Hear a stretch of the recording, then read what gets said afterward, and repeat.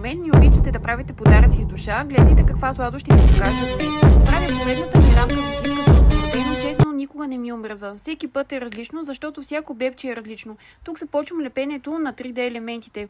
Работя с различни видове картони, блестящ мента, металиков с звездички, бежов с текстура. Слоевете се наслагват един върху друг, за да изпъкнат красиво. Всяко детайлче си има място и смисъл. Тук е будилникът. Показва точния час на раждане. До него е биберонът с теглото. Имаме и сантиметър с ръста, меченце, което се вози в количка с балони, балон с цветя и разбира се, най-важното – името на бебето и датата на раждане. Всичко е направено ръчно с внимание до последната точица.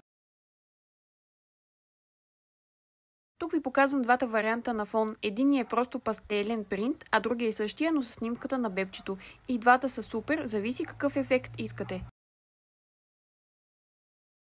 Сега започва най-забавната част – подреждането. Малко по малко всичко си намира мястото. Все едно редя пъзел от най-сладките моменти. Като сложиш фона, детайлите оживяват. Получава се нещо много нежно и емоционално. Сега ви показвам завършената рамка. Все още без снимка и без светлини. И дори така си има ефект. Този 3D слой прави всичко да изглежда сякаш изкача от рамката. Много хора я избират именно в този изчистен вариант. Палим лампичките, не знам.